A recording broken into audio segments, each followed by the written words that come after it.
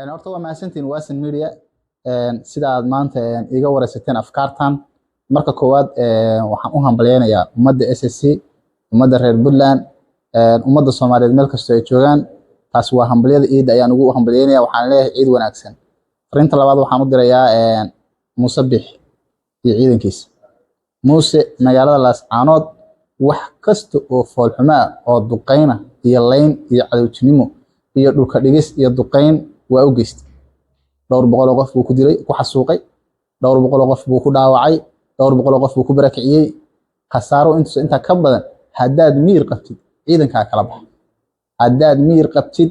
aqligaagu shaqeynayo la bax ciidankaagu ciidan nooma aha xukuumadda anaga xukuumad nooma aha cadow baan u naqaana xukuumadda ciidankaaga cadow baan u naqaana dhulka anaga iskale SSC baa iskale ama hanoo barwaaqo hanoo ahaado ama hanoo ahaado abaar anaga iskale Muuse haddaad wax maqlaysid la bax fariintaasaan kuu gudbinayaa haddaad ka dayn weydid walina aad wadid arrimaha foolxumada sida inaad maalin kasta ciidankaaga ay laayaan xoolo iyo dad miig ah arrin kale oo foolxumo ayaa ka dhici doonta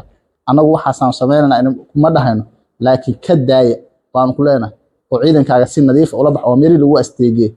arrinta saddexaad oo aan dirayo waa soo koobaya arrinta saddexaad waxaan u dirayaa ummadda reer SSC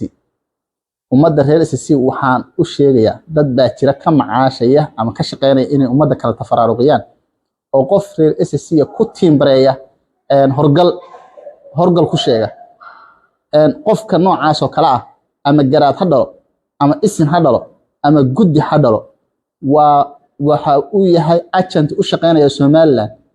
qofka noocaas oo kale ka tanaasulaan qof lagu tiimbareyn karo ama maanta lagu istaam gareyn karo Somaliland baa jira ma jiro qofkii Somaliland u shaqeynaya waa qof iska waadix isaga cadaanaya garankaas uu ka cadaan doona laakiin qofkii aan arnaa media ama la orday hebel waa horgal iyo hebel SNM uu shaqeeyayo oo qof yara hadii qofkaas isaga agenti kala ah si kale u shaqeynaya wuxuu rabaa ummadan tafaraaruqeed inuu ka shaqeeyo wiilka garaad ku dhalay wiilka isin ku dhalay wiilka suldaan ku dhalay wiilka guddi ku dhalay wiilka kan caanaha keenaya ee dhulbaantay reesi wadankan waa loo sameeyay isku sidaan loo difaacanaya ninna kama karaamo badna waadna mahadsantihiin